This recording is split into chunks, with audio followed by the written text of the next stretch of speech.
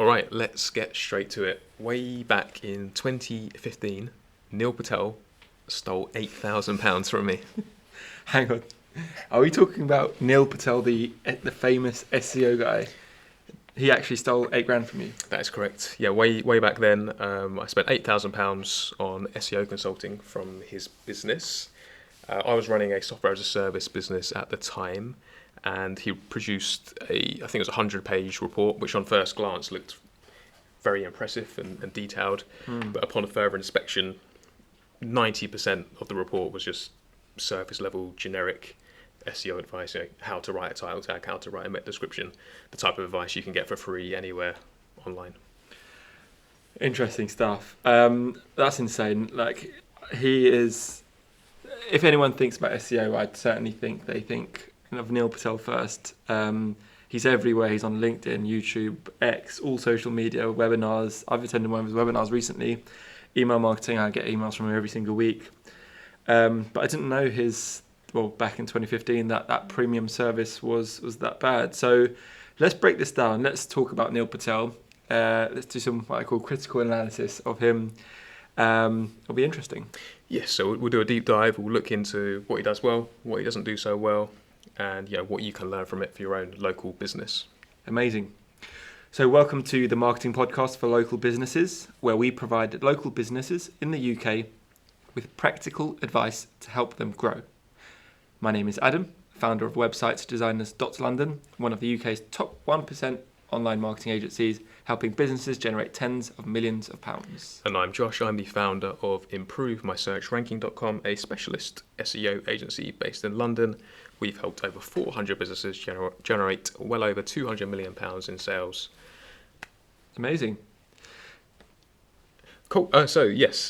First and foremost, we're going to break down Neil Patel's strategy. So the first thing we're talking about is his relentless content production. Okay, so we can speak about other social media influencers and SEO influencers and business influencers, but whenever I think of content, I always think of how Neil Patel, like Gary Vee, produce a lot of content. He's all over my LinkedIn, he's all over my email account, he creates these webinars himself.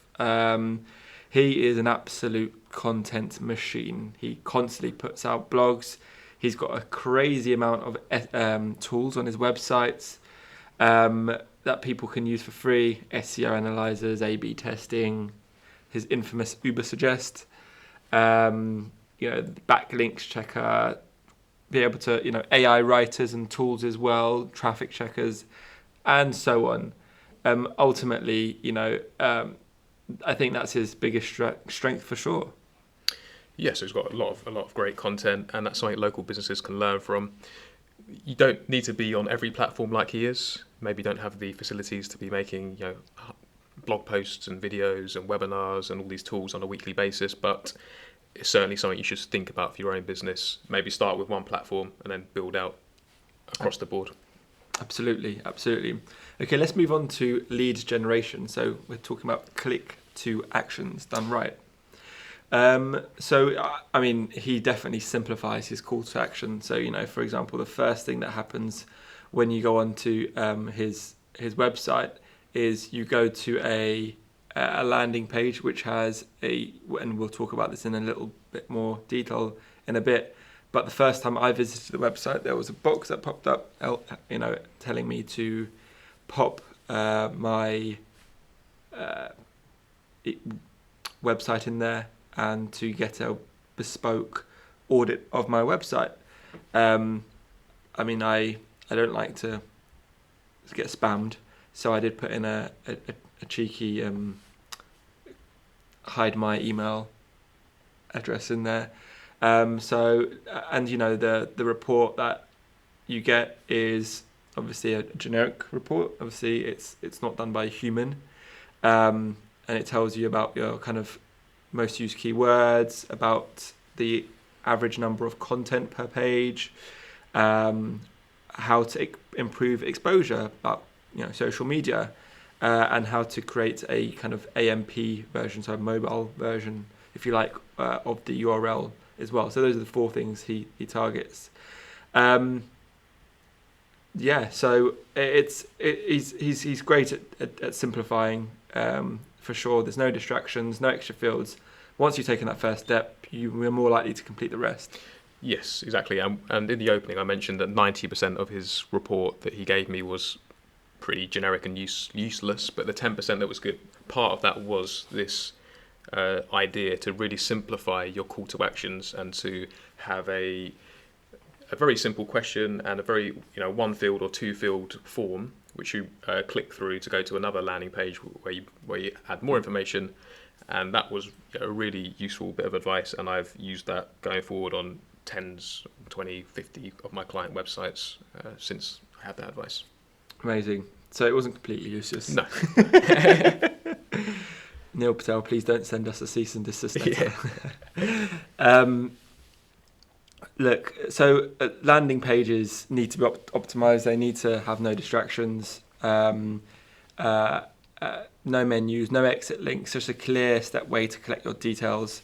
And I think you mentioned something before this call about what they call exit pop-ups, right? Yes, yeah. Another good thing from his report was the idea of using exit pop-ups. So you may have seen these probably on Neil Patel's site if you've been there. So if you go to move your mouse to change the website address, a pop-up will appear and it will say something along the lines of, "Wait, before you go, do you want your free report, or do you want this free white paper, or this free XYZ?"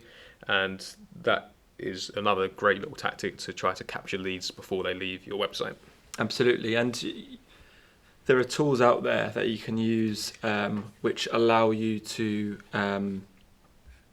really. There's a plugin, WordPress plugin called Hustle, and the Pro version allows you to even ascertain if a user is visiting a website for the first time, and have a pop up on there after a certain period of time. Or you can have a pop-up after they've scrolled a certain percentage on a page. You can have a pop-up. So there's so many tools. And just to plug Neil's own product, Yeah. he has one called Hello Bar, Hello. which I believe he still owns, and that does pretty much the same thing. Fantastic. So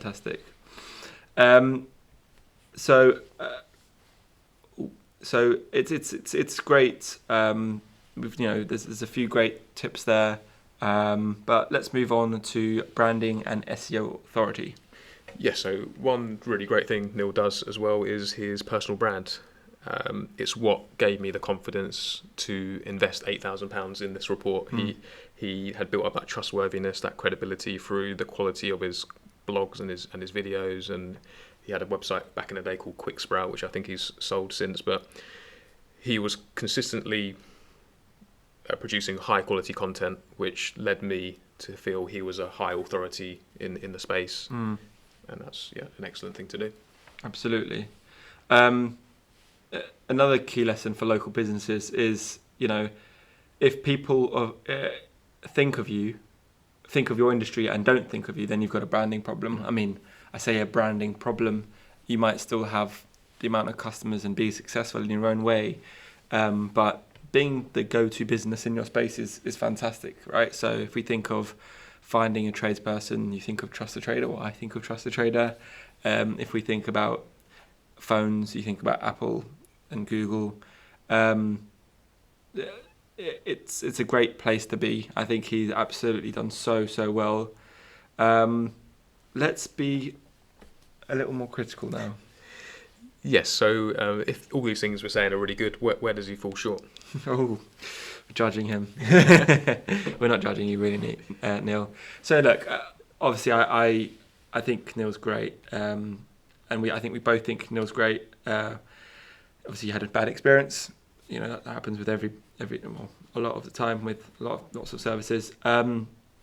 But it sounds like his premium service report that you had back in 2015 was too generic. I'm sure he's fixed that up now.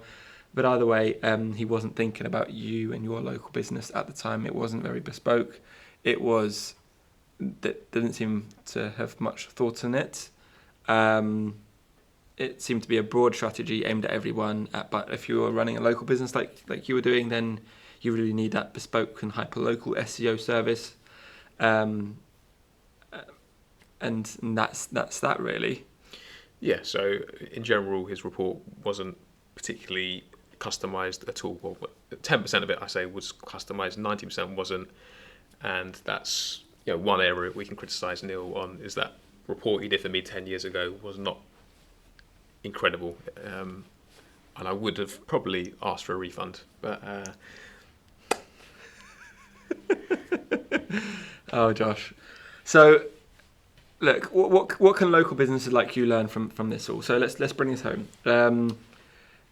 As a local business owner, I think there are 3 takeaways here. So consistency wins. Put content out there. It's simple. It's free to do.